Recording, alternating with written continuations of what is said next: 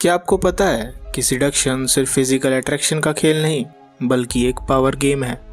हर relationship के अंदर एक इनविजिबल पावर डायनेमिक्स चलता है, चाहे वो रोमांटिक हो, प्रोफेशनल हो या सोशल। ये डायनेमिक्स ही तय करता है कि कौन डोमिनेंट है और कौन सबमिसिव, कौन कंट्रोल कर रहा है और कौन कंट्रोल हो रहा है। और जो लोग इस साइकोलॉजिकल गेम को समझ जाते हैं वो सिर्फ अपनी पर्सनल और प्रोफेशनल लाइफ में नहीं बल्कि हर तरह के इंटरेक्शन में जीत जाते हैं। आज हम एक्सप्लोर करेंगे कि सिडक्शन का असली मतलब क्या है और ये सिर्फ अट्रैक्शन का नहीं बल्कि एक स्ट्रेटेजिक गेम का हिस्सा कैसे है, कैसे पावर डायनेमिक्स हर रिलेशनशिप को शेप करते हैं और सबसे इम्पोर्टेंट कैसे आप अपने चार्म और इन्फ्लुएंस को इतना पावरफुल बना सकते हो कि लोग आपसे दूर ही ना रह सकें। Chapter 1 seduction is not about looks, it's about power. अगर लुक्स मैटर करते तो बिलियनियर्स सड़क पर अकेले ना घूम रहे होते। सिडक्शन सिर्फ अच्छे लुक्स का खेल नहीं है, ये एक साइकोलॉजिकल गेम है जिसमें पावर और इन्फ्लुएंस काफी बड़ा रोल प्ले करता है। आपने देखा होगा कि कई बार अट्रैक्टिव लोग भी किसी भी भीड़ में खो जाते हैं, जबकि कुछ लोग जो एवरेज दिखते हैं उनकी प्रेजेंस ही सबको अट्रैक्ट करती है। ये मैजिक उनके ऑरा का होता है जो सिर्फ फिजिकल अपीयरेंस से नहीं बल्कि पर्सनैलिटी, कॉन्फिडेंस और उनके पावर डायनेमिक्स से बनता है। हिस्ट्री के ग्रेटेस्ट सेड्यूसर्स का सीक्रेट क्या था? क्लियोपेट्रा, कैसेनोवा, मैरिलिन मोनरो, ये सब सिर्फ अपनी फिजिकल ब्यूटी की वजह से फेमस नहीं थे। इनके पास एक मैग्नेटिक ऑरा था जो लोगों को अपनी तरफ अट्रैक्ट करता था। इनका कॉन्फिडेंस, इंटेलिजेंस, चार्म और अपनी प्रेजेंस को कंट्रोल करने की एबिलिटी ही इनकी सबसे बड़ी स्ट्रेंथ थी। ये लोग पावर को समझते थे और उसका इस्तेमाल अपने इन्फ्लुएंस को बढ़ाने के लिए किया करते थे। अगर आपको अपनी सिडक्शन पावर बढ़ानी है तो सिर्फ फिजिकल लुक्स पे फोकस करना बंद कीजिए। अपने कॉन्फिडेंस, इन्फ्लुएंस और ऑरा को डेवलप कीजिए क्योंकि असली अट्रैक्शन वहीं से आता है। Chapter 2 the 4 type of seducers. Seduction एक one size fit all strategy नहीं है। सिडक्शन के भी अलग अलग स्टाइल होते हैं। हर इंसान अलग पर्सनैलिटी और अप्रोच के साथ अट्रैक्ट करता है। जैसे नंबर 1 द चार्मर, जो हर किसी को अपनी एनर्जी से अट्रैक्ट करता है। For example Shahrukh Khan.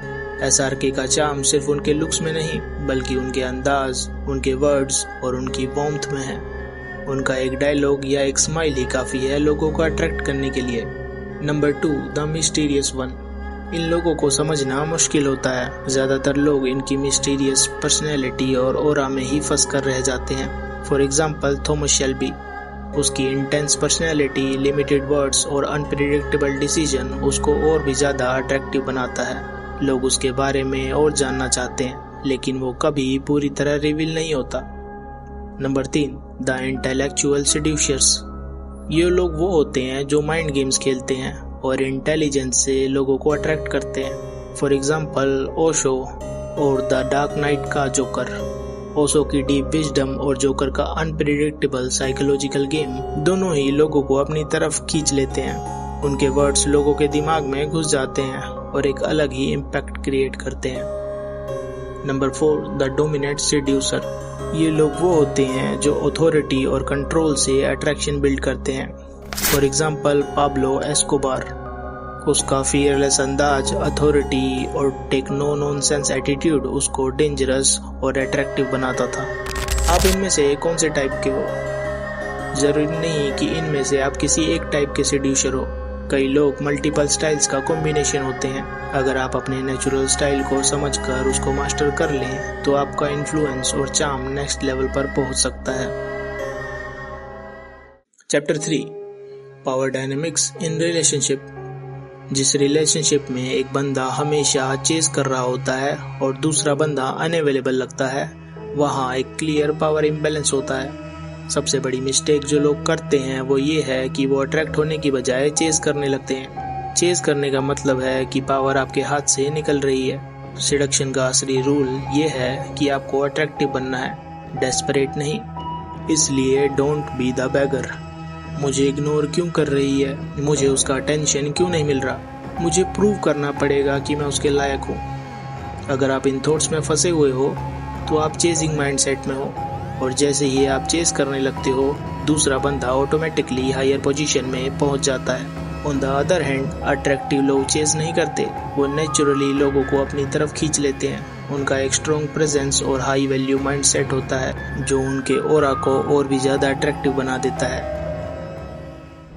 दोस्तों, तुम्हें आर्ट ऑफ सिडक्शन को मास्टर करने के लिए बस 3 सीक्रेट्स को याद रखना है। Secret 1, scarcity equals to value. हर चीज जो इजीली मिल जाए उसकी वैल्यू कम हो जाती है, इसलिए अपने टाइम और अटेंशन को एक्सक्लूसिव बनाओ। अपनी बाउंड्रीज मेंटेन करो और हर किसी के लिए इजीली अवेलेबल मत रहो। Secret 2, maintain mystery. जितना अनप्रिडिक्टेबल रहोगे उतना ही इंटरेस्टिंग रहोगे। लोग सिर्फ उन चीजों को एक्सप्लोर करने में इंटरेस्टेड होते हैं जो पूरी तरह रिवील नहीं होती। अगर आप अपनी लाइफ, थॉट्स और इमोशन सब कुछ इजीली बता दोगे तो लोग आपसे जल्दी बोर हो जाएंगे। इसलिए हमेशा अपने नेक्स्ट मूव को अनप्रिडिक्टेबल बनाओ। अपनी पर्सनल लाइफ और थॉट्स को कम्प्लीटली एक्सपोज मत करो ताकि लोग आपको डीपली समझने की कोशिश करते रहें। Secret number 3, high value mindset develop करो। अगर आपको दूसरों की अप्रूवल की जरूरत है तो आप हमेशा पावरलेस रहोगे। हाई वैल्यू लोग कभी भी नीडी नहीं दिखते, वो अपनी सेल्फ वर्थ पे फोकस करते हैं, दूसरों की वैलिडेशन के पीछे नहीं भागते। अट्रैक्शन एक इल्यूजन नहीं बल्कि पावर का ही एक रूप है। जो इंसान अपनी एनर्जी, मिस्ट्री और कॉन्फिडेंस को कंट्रोल करना सीख लेता है, वो बिना एक शब्द कहे भी सबको अपनी तरफ खींच सकता है, क्योंकि असली ताकत उसी के पास होती है जिसे चाहा जाता है, ना कि जो खुद चाहने लगता है। This country, you gotta make the money first. Then when you get the money, you get the power. Then when you get the power, then you get the woman.